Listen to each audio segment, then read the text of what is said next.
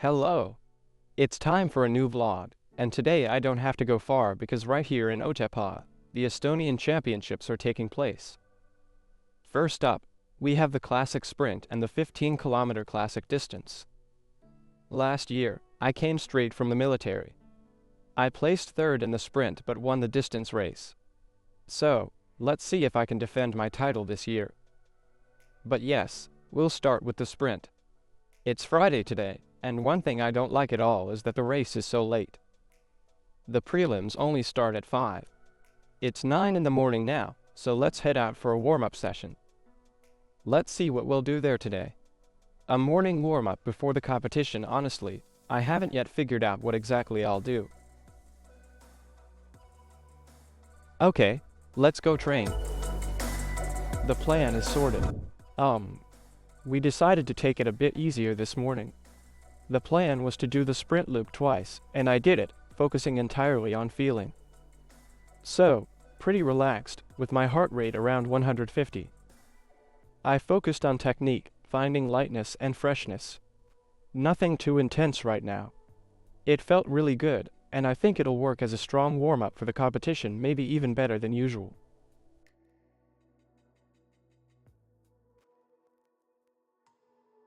But there's one thing about today's sprint. It's this. Before, I used to turn around somewhere here and head down. Now, you continue from here. And only here you take the turn and head back up the climb. I tried this turn a couple of times already. It's perfectly fine when it's dry, but they're forecasting rain for the finals. And if it gets wet, that'll be trouble.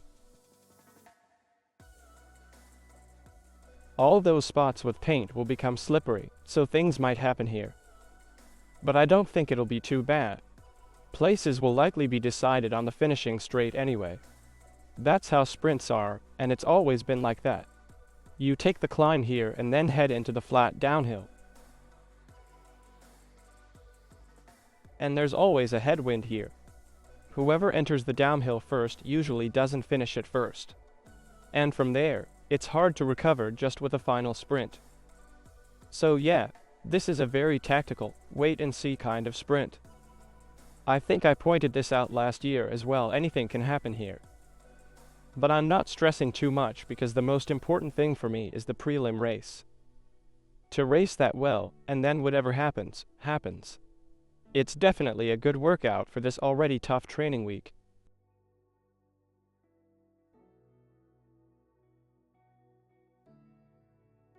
But yeah, now training is done, so I'll do some prep work. I sharpened the pole tips, and about that. I now have these kind of baskets on my KV Plus poles. I figured I didn't have the summer ones, so I had to cut some other ones in half and glue them on. Yeah, I thought I'd use something better. Those who watched my previous video saw I had bottle caps here. I wanted something more proper, but it's still a bit of a hassle. But one thing I definitely fixed was the straps. In the previous video and race, my strap came loose. That won't happen anymore. I've got new straps now. So yeah, that was a little summary of the morning training, the course, and what's coming up tonight. It should be quite interesting, and hopefully, it'll go well. But now there's a lot of waiting. It's only 11:30. So I think I'll have a recovery drink, take a shower, and then head out to eat. Obviously, I forgot to film what I ate, but I don't think it's very important. A little pasta, some chicken, and a sauce. I ate at Tevandi. Then I came home, just hung out, watched YouTube, as usual. On competition days, there's always a lot of waiting. But yeah, I also took a short nap minus 30 minutes. I didn't allow myself more, even though I probably wanted to. It's important for me that when the race ends, around 9 o'clock, I can go to bed by 11. I have such a good training and daily routine, so it's crucial for me to be asleep by 11.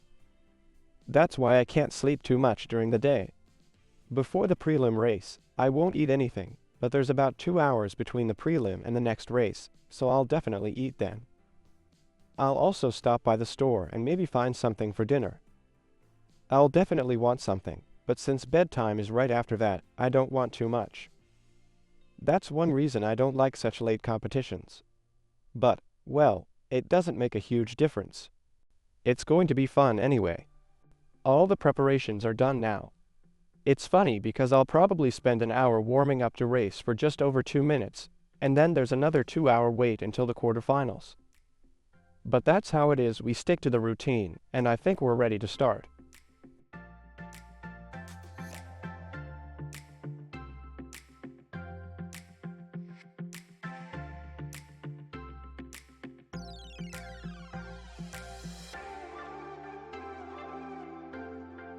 The main part of the warm-up is done.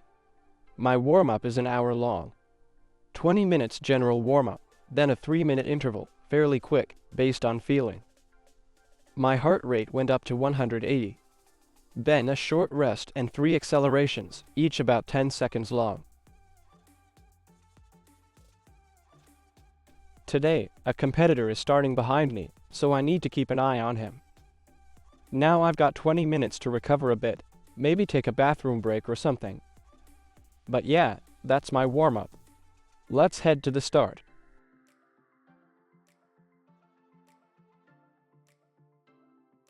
And I'll put on my race number. So yeah, everything is done now. I'm number 2, meaning I have the second best fish ski rating.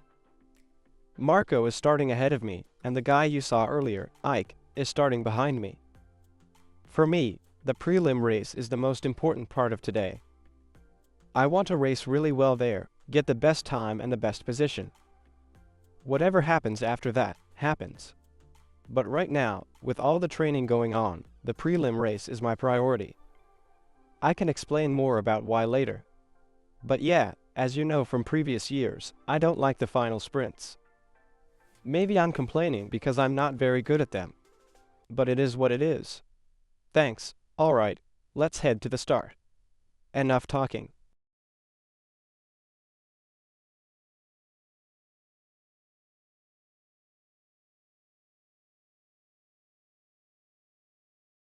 Okay, with some commentary now, as I'm still catching my breath after the prelim race. Nice. That turn back there wasn't the best. I think it could have been taken with more speed, but it wasn't too bad. My double poling felt pretty strong.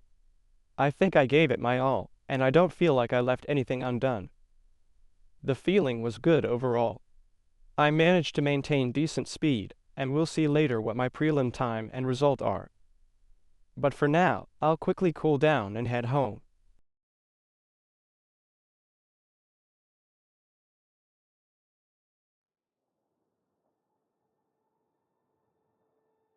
So right now, while I still don't know the result, I went to the store and bought bananas and dinner. There's still at least an hour and a half until the next race. I don't know if I'm third or where I'll be in the heats, but I know there's at least 90 minutes until the next race. So, I need to eat and get my legs ready as quickly as possible.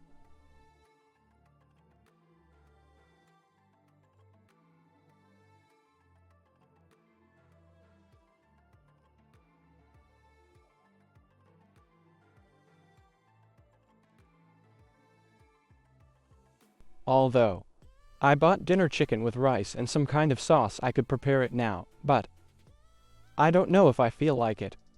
As you can hear, the chicken is cooking, so yeah, this race vlog has turned into a cooking vlog. Anyway, I know the results now. I finished third in the prelims. The same guy, Ike Melnitz, who I mentioned earlier after my main warm-up and who appeared on camera, was the one who won the prelim. It's kind of weird to explain, but it doesn't really matter. He showed he's the strongest competitor, and he won the prelim. Let me tell you the exact times. First place, Ike Melnitz 2 minutes 48 seconds 34 milliseconds, a very strong time. Second place, Anders Vierpalu 2 minutes 51 seconds 73 milliseconds, and I was just a little behind him, with 2 minutes 52 seconds 7 milliseconds, finishing third. I don't know much beyond that, but yeah, third place. Let's just say, I would have liked to lose less time to Ike. 3 seconds. It was a powerful performance by him. But it's not bad, not bad. As I said, I think the prelims show who's the strongest on this course. But finals are completely different from prelims, so in the end, the prelims don't mean much. Everyone advanced, and now it's about who performs in the next stages. I still don't know exactly when or with whom.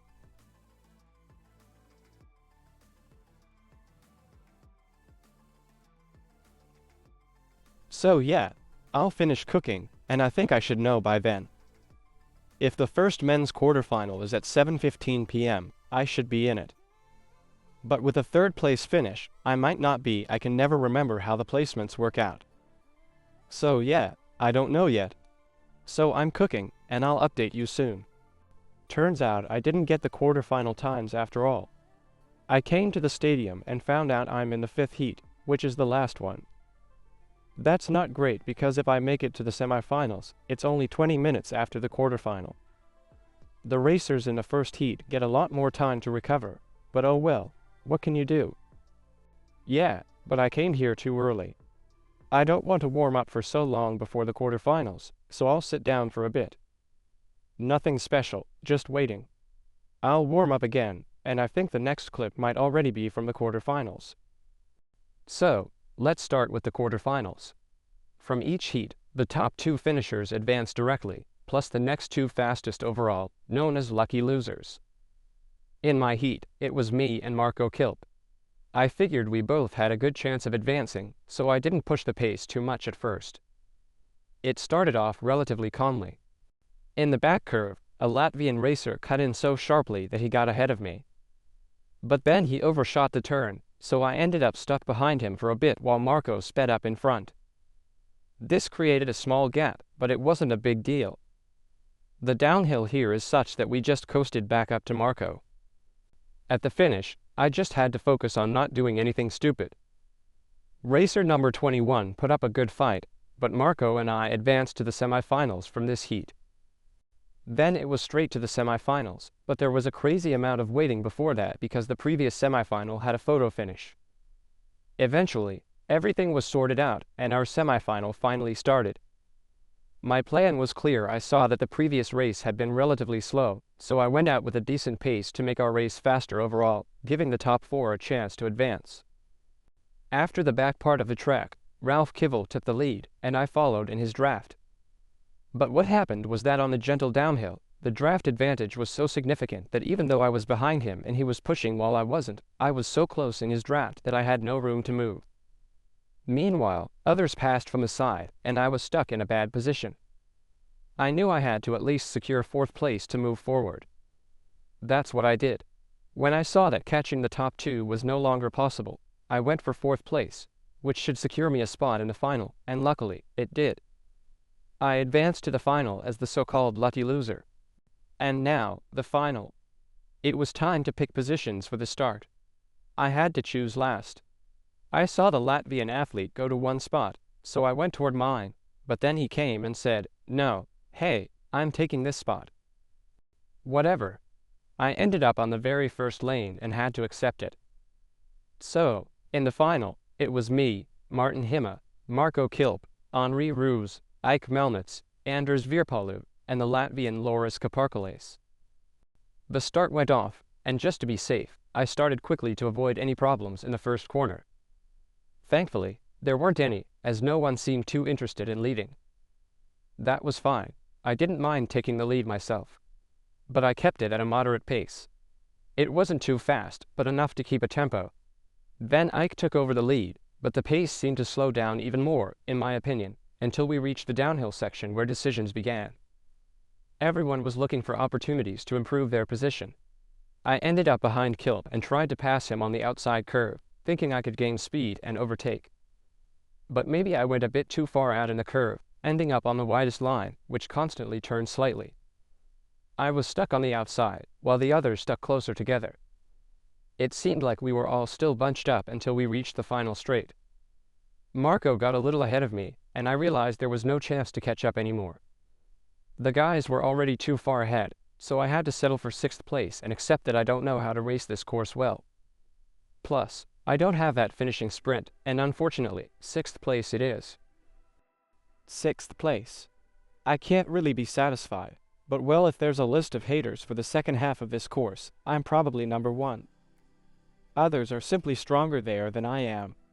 Later, I'll check my pulse data, but I'd like to say that the qualifying heat felt as tough as the quarterfinals, semifinals, and finals combined. Kind of funny in a way. Everyone knows where to be if they want to advance or win, and it becomes a tough battle for positions. On this course, I just can't seem to manage. I lack the finishing sprint, and others are stronger. I'm not making excuses, I'm explaining. I know I'm bad. I hope everyone understands this. Sure, it's easy to overanalyze and think about what could have been done better, maybe for a better result. But on that back stretch, we were all side by side, and I chose to go far to the left, thinking I could get speed and pass from there. But this course constantly twists, and I probably ended up skiing several extra meters. I'm not strong enough to make that work against others.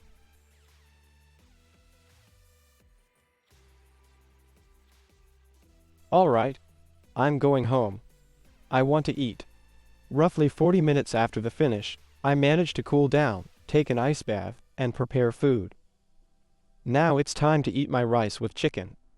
Not bad, and I should have some time to digest before going to bed.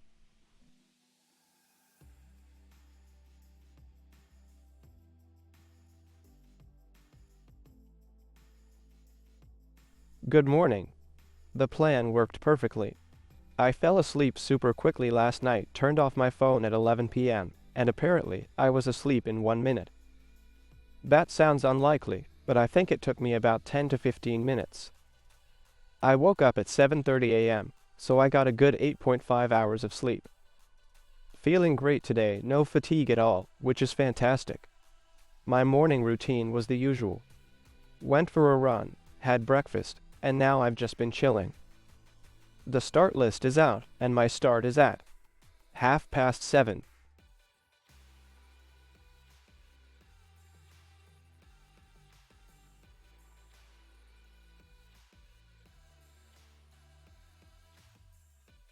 Another late one. I was hoping for something around 6 p.m. 7:30 complicates things, especially since I wanted to get a massage after the race. This means I won't be able to eat at Tevandi and will need to cook for myself again. These timing issues are a bit of an inconvenience, but nothing I can't handle. With a 7:30 a.m. start, I'll finish around 8 p.m. I'll still need to cool down and eat probably not until after 9 p.m. and then get to the massage, which will take about an hour and 10 minutes. It's going to be a tight schedule, not ideal, but I'll manage.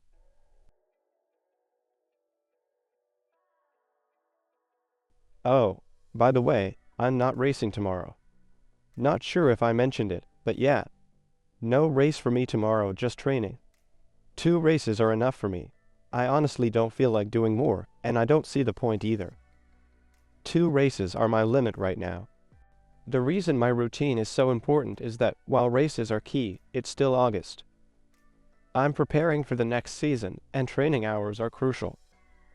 I've already clocked 20 training hours this week, and I still have Saturday and Sunday left. Tomorrow, I'm planning a long training session.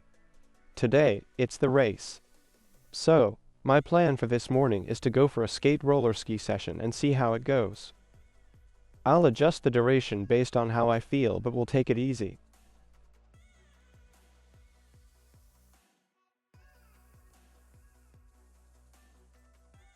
Helmet on. Wait, wrong socks.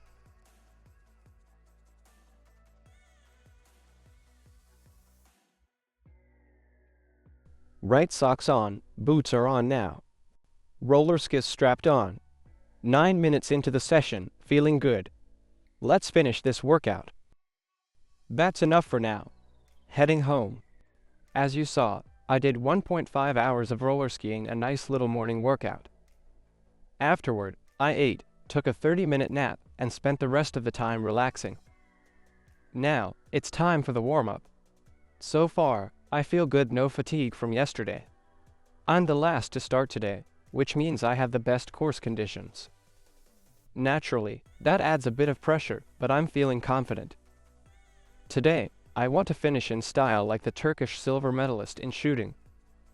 Left hand here, right hand there, and crossing the line like that.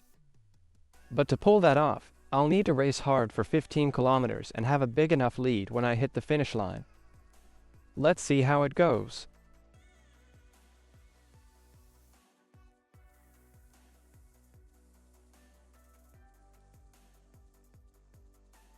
Ah yes, I hope I win this, otherwise you'll see it and laugh at me, but well, that's life. I'm putting pressure on myself, but it's fine. You have to handle pressure, it's mostly in my head, so I'll manage. But yeah, I think that's it. Now I'm getting ready again and heading for the warm-up.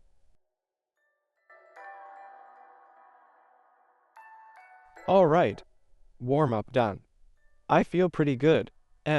Yeah, I've come up with a tactic for the race. I'll try to start a bit slower and focus on the spots just after the climbs, the plateau areas, the important spots where I can definitely gain seconds.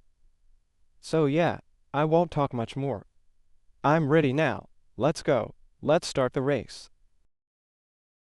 15 kilometers of effort ahead, and I started as planned, with a small buffer, but tried to maintain a good pace. On the first lap, I glided longer. The push was a relaxation.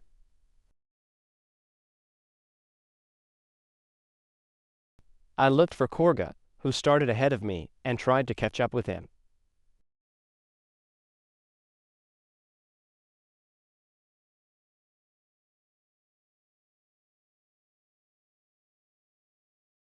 I caught up with Korga, but by the split time, I was in second place with 12 seconds behind Ruse. I hoped to ride more with Korga, but I still had to chase Ruse, so I had to speed up.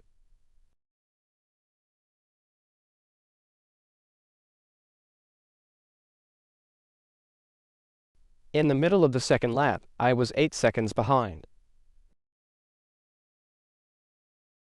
Before reaching the stadium on the second lap, my coach told me I was 5 seconds behind, so I had been riding at an increasing pace. We were riding in a beautiful sunset, but at the official split time, after 10 kilometers, I was 6 seconds behind the leader and caught up with the silver medalist. I knew I needed to do a good final lap, and I felt like I could do it. I took a quick drink, which was nice, although most of it probably went all over me. Not in my mouth. Then it was full throttle everywhere, and I tried to recover on the descents. In between, I got a split from my coach, and it was in my favor. I was leading by a second. The only thing running through my head was what my coach told me. Ruse and Kilp had gotten together on the course and were working together. If they could draft and push each other on the descents, I would be alone against them. For me, it didn't change much. I pushed out as much as I could, and here's how the race played out in the finish. And here come Ruse and Kilp. Now, Kilp has the bronze medal at stake, and Ruse is fighting for gold. So, it's a close fight, second by second, both ways. Who will take which medal, and will anyone miss out on the podium? Henri Ruse had a 6-second lead. What is Ruse doing? What is Kilp doing? Are these our podium men? Will they be first and third? We don't know yet. Not much time left. The gap was 6 seconds. There's still 10 seconds to go. Will it really be a second-by-second battle with Henri Ruse? Henri Ruse is already in the finish, and we're waiting for the final result. Hima is over the line, and what does the Finnish computer say? Imagine that. Martin Hima still takes the win with a 3.7-second lead. So, the riders behind were preferred, and it was worth it, or was it the strategy to hold back a little on the first lap?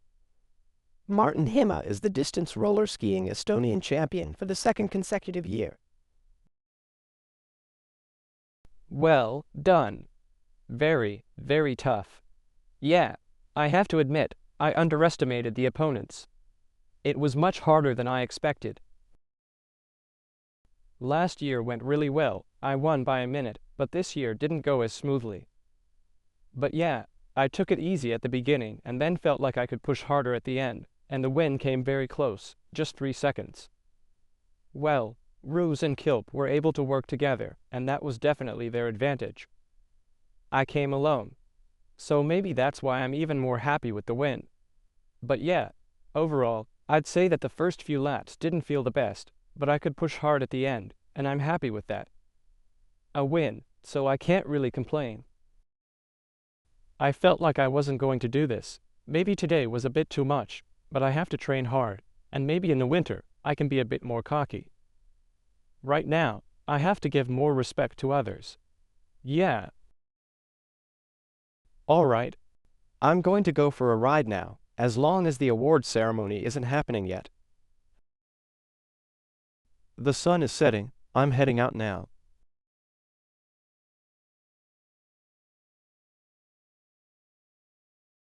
Nice. And first place in the FIS competition. First place is Estonia. Martin Hima.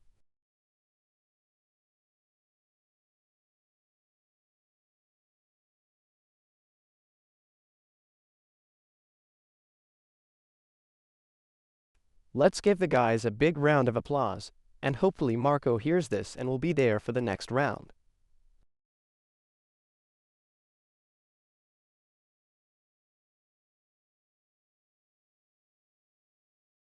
The best in the Estonian championships in classical distance, here they are. Let's give them a big round of applause.